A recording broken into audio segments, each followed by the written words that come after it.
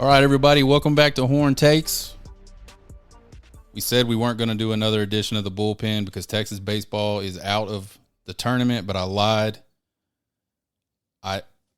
This tournament has been so awesome that I just felt like I needed to talk about this baseball tournament. I mean, what an absolute hell of a College World Series tournament we have had so far in 2023.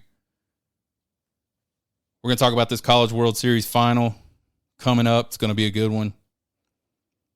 But before we do that, let's talk a little. We do have some Texas baseball news. We got some transfer news, a couple little injury things to talk about. So the transfer portal, obviously, as soon as teams drop out, and in some cases before teams are out of the tournament, you got guys jumping in the transfer portal. Texas is no different. Here's a list of the guys Texas lost or has lost so far into the transfer portal. You got Mitchell Daly. Talked about him all season. He's a guy that started as a freshman at second base, played second base as a sophomore, got moved over to shortstop this year, and just really struggled. Not necessarily defensively, but certainly offensively. Mitchell Daly did show up pretty good in the NCAA tournament, but just not enough consistency throughout the year. If you look at his batting average every single year, I think he hit well into 300 as a freshman, which was awesome. And then he was down in the upper 200s as a sophomore, and then his batting average this year was in the low 200s. Just not enough production. He had gotten himself moved all the way down to ninth in the lineup. Just not what you're looking for out of a guy that's a 3-year starter at the University of Texas and has been to 2 College World Series. So, I mean, we're talking about a guy with just tons of experience. So I think from the experience perspective, this is a loss for Texas. I think production-wise, looks like Jalen Flores is probably the successor there. He's a freshman this year. He wasn't amazing this year, but he had some moments. He's certainly more rangy at the shortstop position than Mitchell Daly is. I thought Mitchell Daly was playing out of position all season long. It's just not his position. Another guy, and this is a guy that was in the transfer portal before they even went to Coral Gables for the Coral Gables Regionals. DJ Burke, he's a junior right-handed pitcher. This guy had 2.22 ERA, 24 innings pitched, 17 Ks. He pitched quite a bit early in the season, and I thought he was really good. And I don't know if he got himself injured. I don't know if maybe he got on David Pierce's bad side. I don't know why he didn't get as much pitching down the stretch, didn't get as much playing time down the stretch, but he didn't. I don't know if that's a reason why he decided to move on. Don't know much about it. Baseball coverage is kind of tough. But DJ Burke and the rest of these guys are all pitchers. And I think, we talked about going into the super regional matchup. Even the regionals at Coral Gables, how we were missing a couple guys, how Tanner Witt wasn't 100% healthy. The pitching staff wasn't great this year. It took David Pierce a long time to find the right guys to be the starting rotation. And then he never could really find any guys out of the bullpen that were just 100% consistent. He did end up finding, probably 2 to 3 arms. DJ Burke was not one of those arms. Point being, we really need some consistency on the pitching staff, and we're going to lose at least 2 of those guys out of the starting rotation. We could possibly lose 3 of those guys out of the starting rotation. And then you have this mass exodus in the bullpen. Not a good place to be for the University of Texas baseball team, but some help is on the way. Another transfer is a right-handed freshman, Pierce George. He's a guy out of Lake Travis. I'm assuming he was pretty highly recruited. He pitched a tiny bit, not very much at all. So little, in fact, that I have no idea who he is. I had to look him up. I do not remember that name being called and saying, "Hey, I'm out here on the mound." But I know he has some stats, so he obviously had some pitches. Kobe Minchie, freshman right-handed pitcher. He's another guy that I thought he got very little action, but I thought when he did pitch, he had some moments. He looked like, he was one of those guys you could develop and one of those guys that could help the team later on down the road. And then Chris Stewart, junior left-handed pitcher. He was primarily a bullpen guy and a late closer type guy, real power guy. Lots of mid 90s fastball, hard slider, stuff like that. Problem with Chris Stewart is he just never could find the strike zone. He never could bridge the gap between just an all-out ball that's not even close and throwing one right down the middle. He just couldn't. He couldn't find those corners. Couldn't command any of his pitches. Got great stuff, and I imagine all four of those guys have great stuff. And the difference between the guy that has the difference between the good pitcher and the bad pitchers is not the stuff usually. It's the command of the stuff. And those guys struggled a lot with it. So, but again, that's all about development, right? Just because you don't come in right off the bat and do great doesn't mean you can't do great things. You look at LBJ, LeBaron Johnson Jr. That's a guy that I think the second he stepped foot on campus, the coaching staff probably said, holy hell, this guy has great stuff. And he went out and it never showed up, or it didn't show up consistently his first year at Texas. And then he works his way into a starting position as he develops more. And I think if he could stay at Texas, he has a chance to be, this guy has a chance to be one of these guys we were talking about the other night, Rhett Lauder, Paul Skeens type. That's the type of stuff he has. So we lost a few guys. We also gained a few guys, all pitching to this point. Will Mercer, a senior pitcher out of Notre Dame, left-handed pitcher, 2.43 ERA, K 37 and 33 innings this season. So that's pretty good. Those are pretty good numbers. He pitched last year against A&M in the College World Series, 3 1/3 no-hit innings or no-score innings. So he's been at the College World Series. He's got some experience. I believe he is a Texas guy out of Strake Jesuit down in Houston, Texas.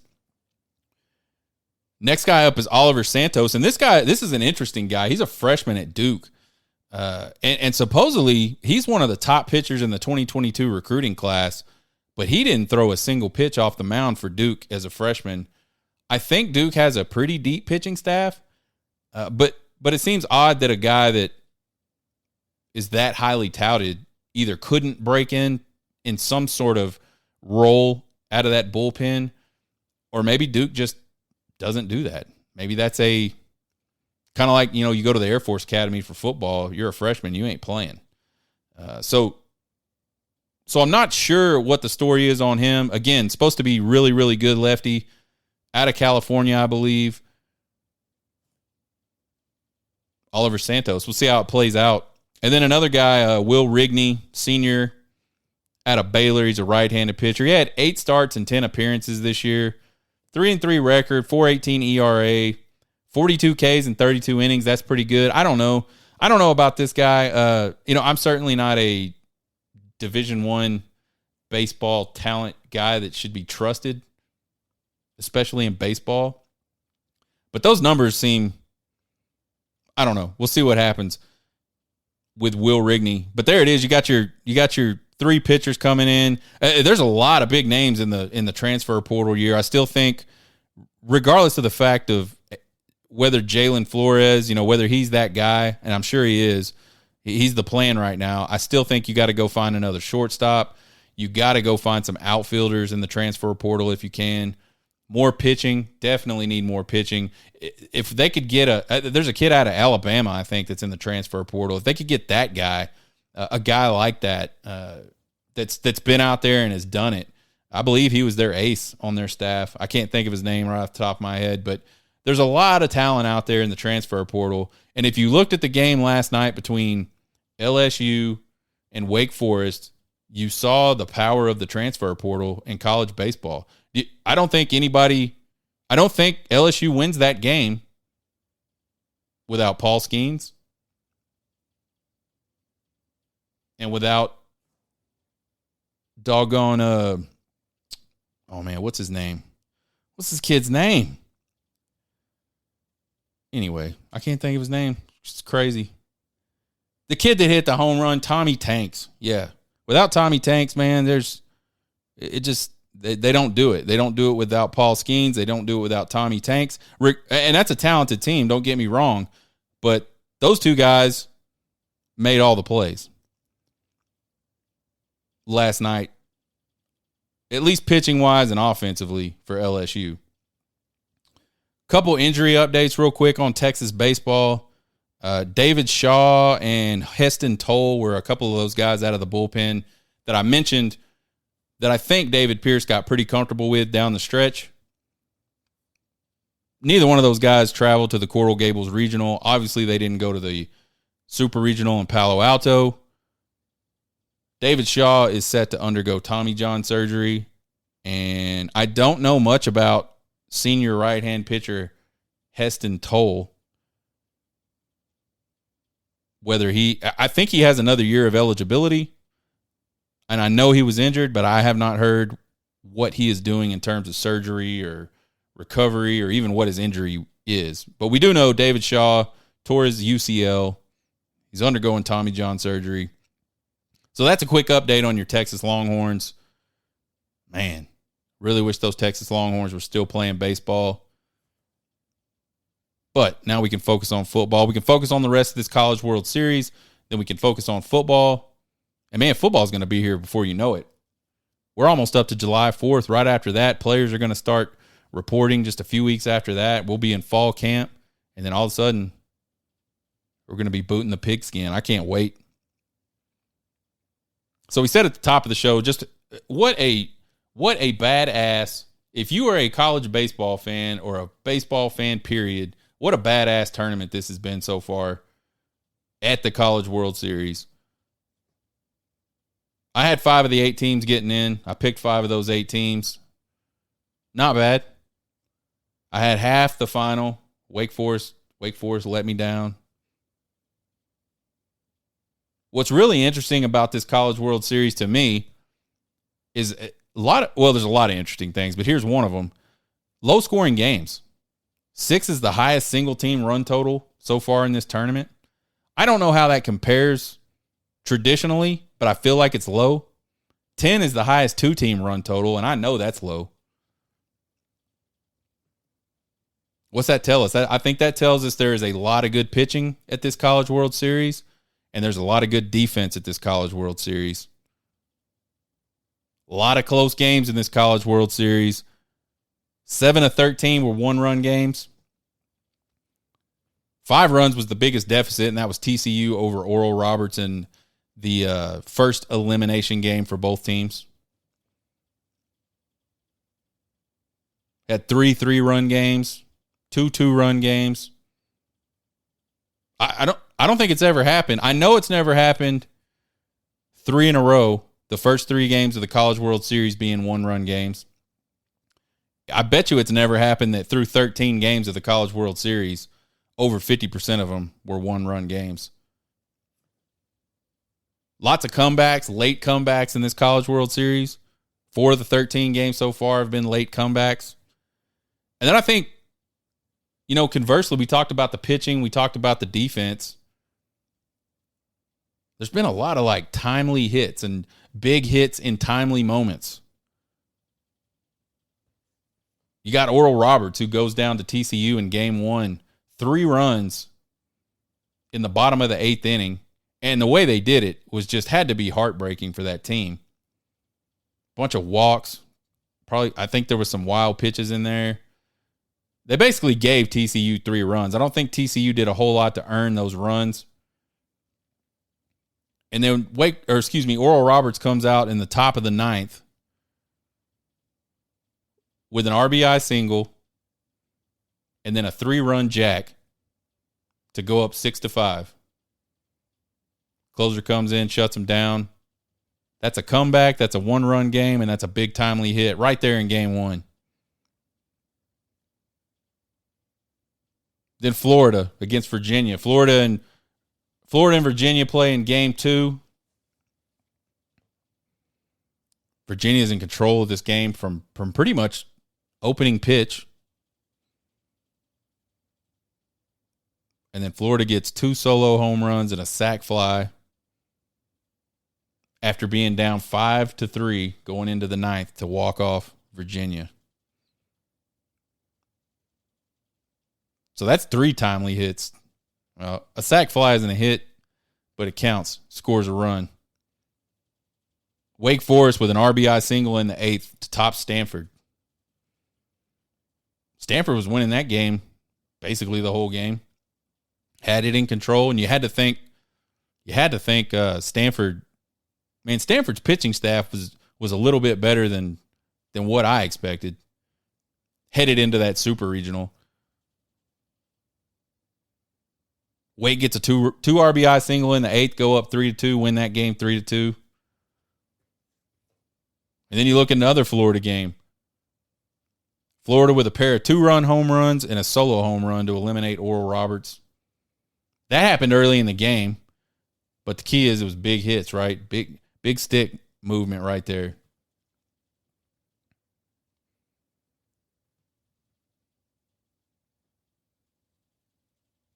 LSU with a 3-run blast in the 3rd inning to break a 2-2 tie against Wake Forest for good in an elimination game for LSU.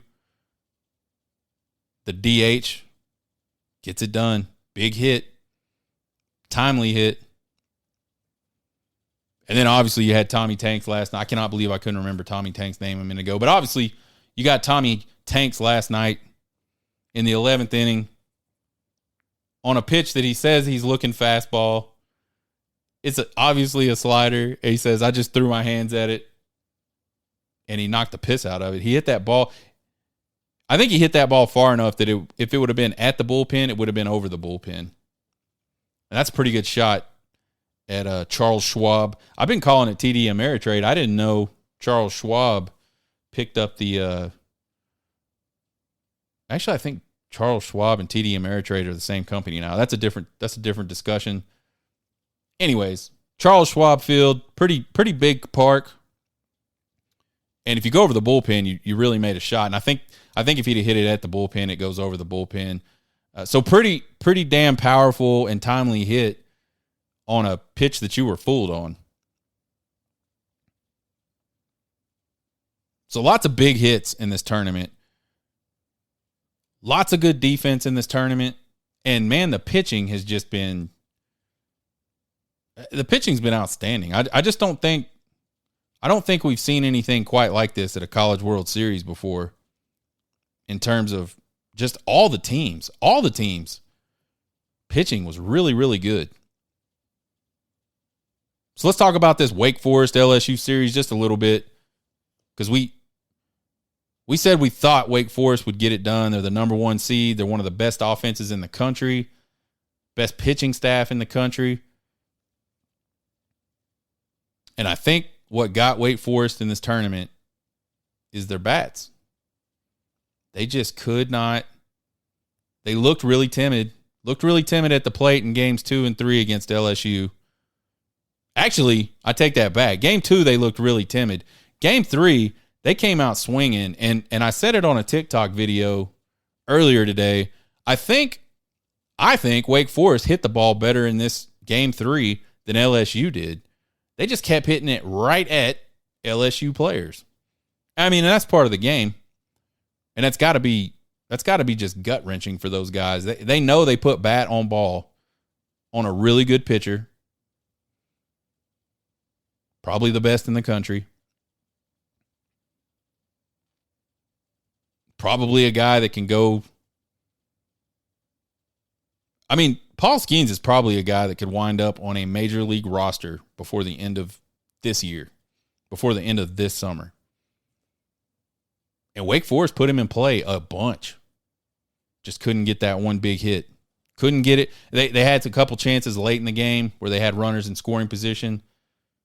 They'd either make contact weakly or right at somebody. Just could not find any holes. So I think for Wake Forest, that had to be extremely frustrating for them. But that's the way baseball go. I say that a lot because it's true. Baseball is a very cruel game. You can do everything right anywhere on the field, whether you're batting, pitching, playing out in the field, and still not make a play, still lose that play. make the perfect pitch. Bam, somebody smokes it over the fence.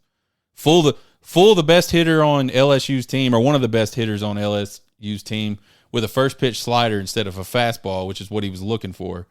And the guy still manages to poke you out of the park to send you home. Be at the plate, guess the right pitch, knock the absolute piss out of it. But it goes right to one of the 8 guys standing behind the pitcher. They make a play. That's how cruel baseball is. But these 3 games were decided by 6 runs. There was only 14 runs total in these 3 games. So a little over 4 runs a game. College baseball, that's low. The pitching, again, was absolutely outstanding. You can talk about all the starters, and you're right. They all pitched great. I think, and this is kind of where I don't think a lot of people thought LSU would have an advantage. LSU's bullpen, I don't know. I have not got to see LSU play a ton this season, but their bullpen showed out in this little 3-game series with Wake Forest. Without that group pitching the way they did, LSU doesn't win this series. You know, you kind of hope in college baseball that you can get the starter off the mound relatively quickly. If you can get the starter off the mound by the 5th, 6th, 7th inning, you think you got a chance, right? Because the bullpen, generally, not as good as those starters, right? And I don't know if these guys that LSU brought in consistently throughout this 3-game series with Wake Forest, I don't know how the rest of their season has looked, but good Lord, they looked really good. They looked like they could all be starters at LSU or at Wake Forest, which, again, really good pitching staff. Of course, Wake Forest's big closer comes in, and I think it was the very first pitch. And boom, game over. So you got this feeling, especially in this game 3, as the starters are starting to wind down, and now we're moving into the bullpens. Like something's got to give, right? Someone's got to win this game. Who's going to flinch? And I don't think that kid from Wake Forest flinched. He made a good pitch. He had the guy fooled. Tommy Tanks is a big dude. Good hand-eye coordination. He just got his bat to the ball. And if he throws him a fastball, he probably throws it absolutely right past him. I'm sure the coaching staff says, Tommy Tanks is going to be looking fastball. Let's give him off speed, which isn't a bad strategy. I think Tommy Tanks underestimated fastball from that kid. He made a fastball swing on a slider. What he thought was a fastball swing on a slider. Louder versus Skeens, man. We mentioned that a little bit before. What an absolute, again, if you are a fan of baseball, you're a fan of pitching, you're a fan of just good games, period, no matter what the sport is. You're not going to find anything better than that. That was awesome. 15 innings combined, 15 strikeouts, only 5 hits surrendered, 0 runs allowed against 2 of the best hitting teams in college baseball. At one point in the 7th inning, I looked at the clock, or I looked at my phone. The game was like an hour and 50 minutes old, and we're already in the 7th inning.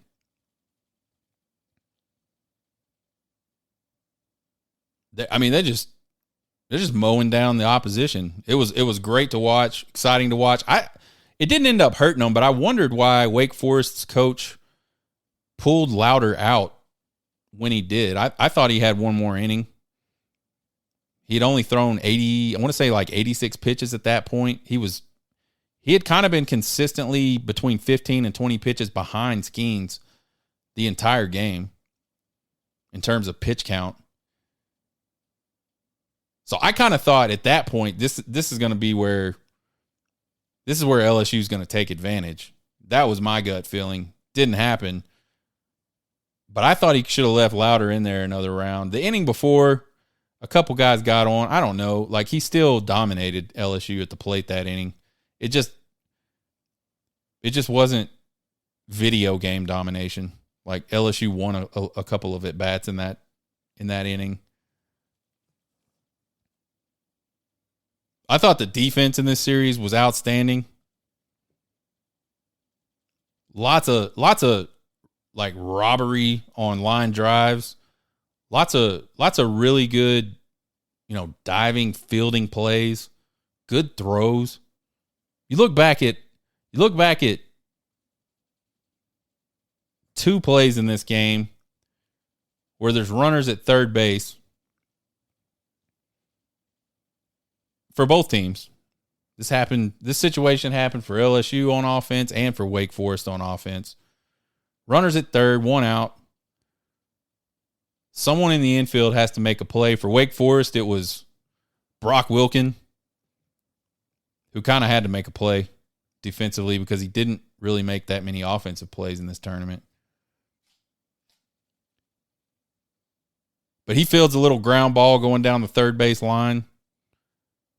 Comes up, fires into home plate. The catcher makes an absolute gem of a pick and gets the tag on Trey Morgan.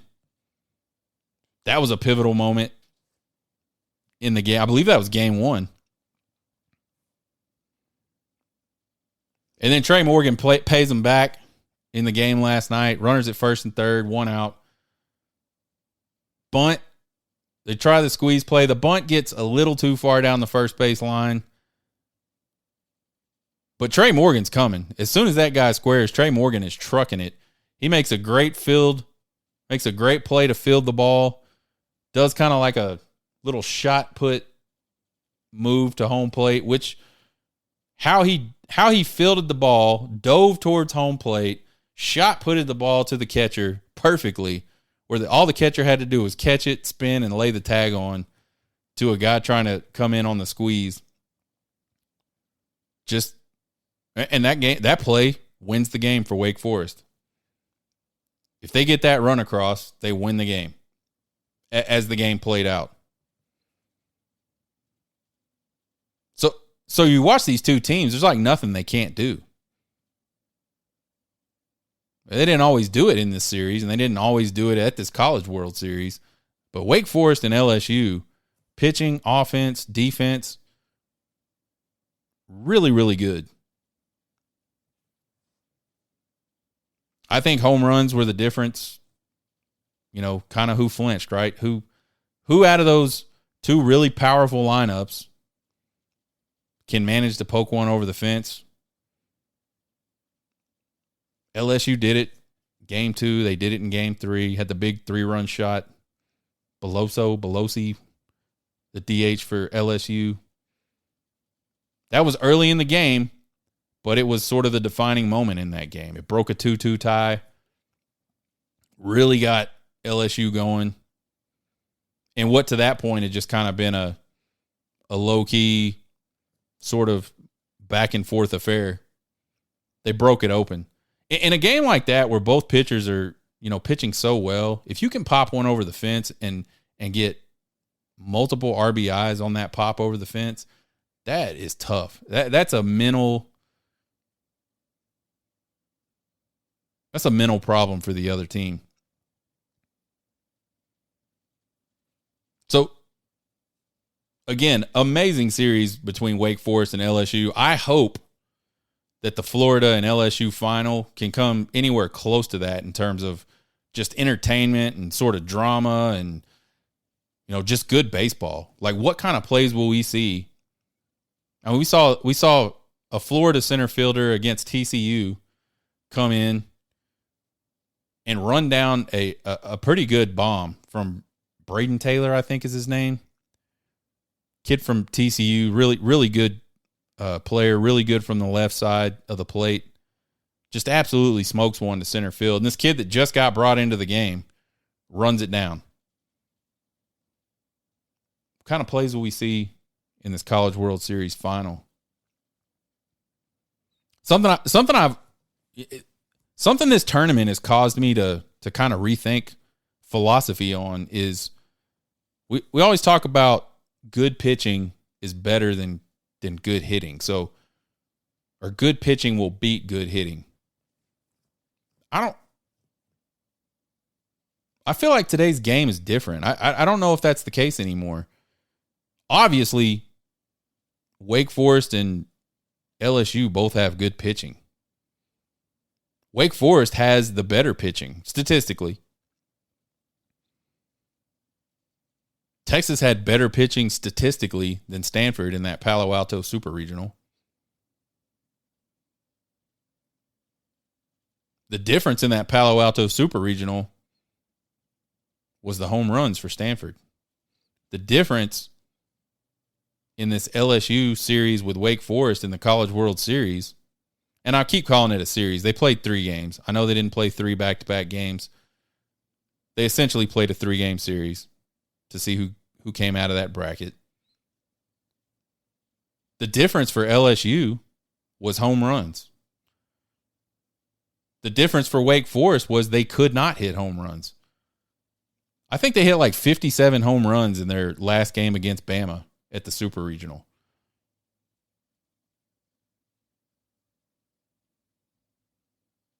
They scored more runs in that Bama Super Regional one game than they scored the whole College World Series.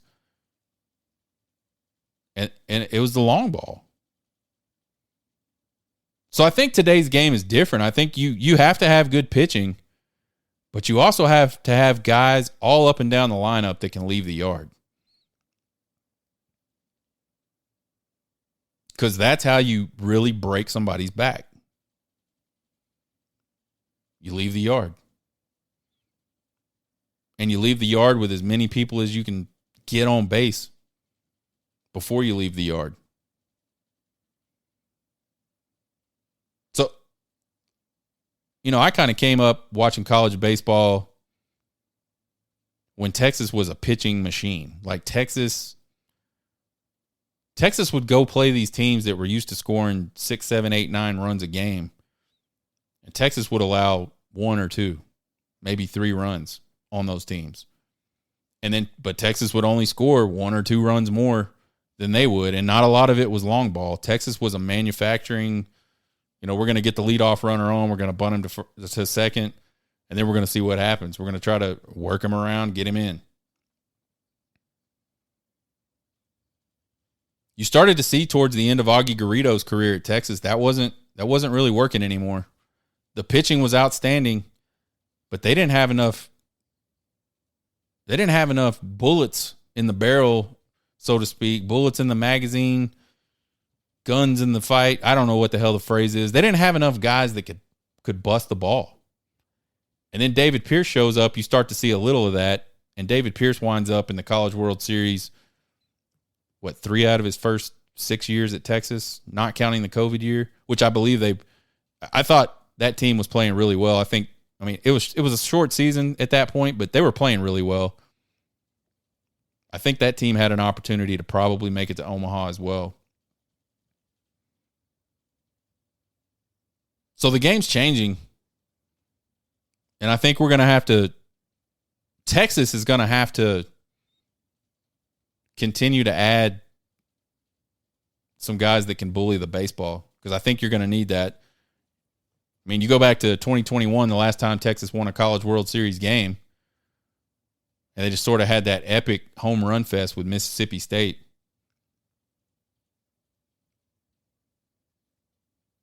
Got to have guys that can put the ball. Last year they could hit the ball over the fence a ton.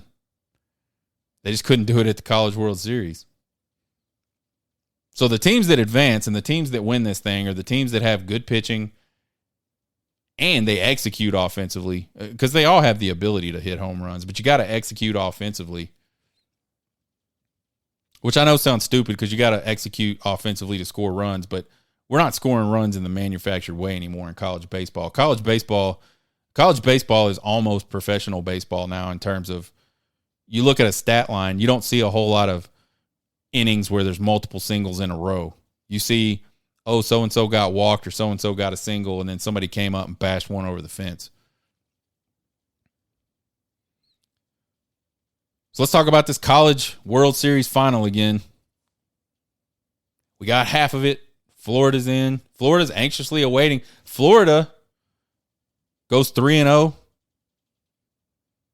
All one-run games to go undefeated in bracket 1. So they're sitting there kind of waiting. Who's it going to be? And I made a joke. I did a video on TikTok that Florida wants a 25-inning slugfest out of Skeens and Louder. They want those. Well, they want all the pitchers to have to pitch, right? They got 11, and they got a lot of pitchers thrown. LSU gets it done. We got a College World Series final with 2 SEC teams for the 4th time in the last 16 years, or the last 16 College World Series. Skip the COVID year. 14 of the last 16 College World Series have had an SEC team in the final. I mean, I talked about it with Chris Phillips on the Spurs Up show on Monday. Actually, he came on my show on Monday, and we were talking about Texas to the SEC and Oklahoma to the SEC and what that meant for all the sports. And we talked a lot of, he's a big baseball guy for South Carolina. And we talked a little bit about just how freaking ridiculous SEC baseball already is. And now you add Texas and you add Oklahoma. Good night. He made a comment. He said it wouldn't surprise me if one day we see 8 SEC teams in the College World Series. I think that'll be tough just because I don't think they're going to be able to get enough. I don't think they're going to get the matchups to make that happen, right? There's going to be SEC teams that are eliminating other SEC teams, whether it's regionals or super regionals. I think talent-wise, there's probably 8 teams in the SEC that could go play in the College World Series now. Just unbelievable. LSU, they have to play their way out of the loser's bracket after dropping the first game against Wake Forest. So we got Florida, LSU. LSU was the number 1 team for, I don't know, multiple weeks, a lot of weeks, at least half the season. And then Wake Forest was the only other team to be ranked number 1 all season. So those 2 teams you could say this little series they just played was the de facto national championship. You could say that, except Florida's the number 2 seed. Florida got it done down the stretch. LSU did not get it done, but they kind of stumbled down the stretch. As far as number 1 ranking goes, still a really good season. It's not like they fell on their face or anything. The interesting thing about this is you got 2 SEC teams in this final, and they have not played each other this year. So we have no baseline to gauge how this series is going to go. I think we're going to see some really good pitching, and we're going to see some big-time home runs.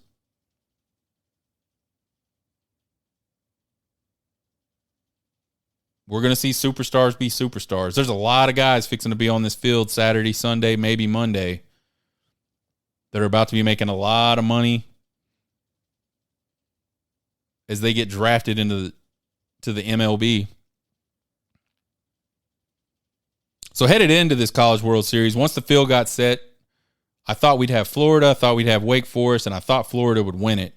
But that was before LSU knocked off Wake Forest. Wake Forest, really good team. I think LSU is a really dangerous team. I don't think Wake Forest is as dangerous as a team as LSU is. I think they were a better team. They just didn't get dangerous enough. They just didn't execute the way they could have executed. And LSU was dangerous, especially offensively. I think this is going to be a really good series. I expect it to go 3 games. I hope it goes 3 games. looking back at this Wake Forest series for LSU, man, the bullpen. If the bullpen for LSU can repeat what they just did for LSU during that Wake Forest series, man, they are going to be tough. It's going to be really tough to beat them.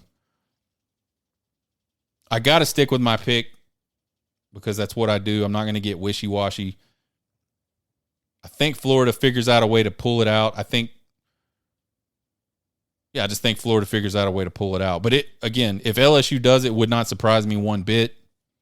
Like I said, they are dangerous. Both of these teams are dangerous. So we're going to stay with Florida. Plus, LSU and Texas are tied for 6 national championships. I can't be having LSU get 1 national championship further along than Texas is, especially as Texas is moving into the SEC. We can't let it happen. So let's go Gator. Let's get it done, Florida. So that's what we expect out of the College World Series. I can't wait. It's going to be awesome. First pitch, 6 p.m. Saturday. Join us next week for From the Cheap Seats. Texas got some recruiting momentum going. Got some guys committing. Some of the guys are saying there's going to be some more guys committing soon. Subscribe to the podcast anywhere you listen to podcasts. You can check it out at horntakespodcast.buzzsprout.com. Throw them all up there. You can check them out. Subscribe to the YouTube channel. Click the bell. Get all those notifications. Find me on TikTok, Twitter, and Facebook at Horn Takes. You can email me at horntakespodcast@gmail.com with all your comments, questions, concerns, and criticisms. I love them all. You guys have a good weekend. Watch that College World Series. Hook 'em.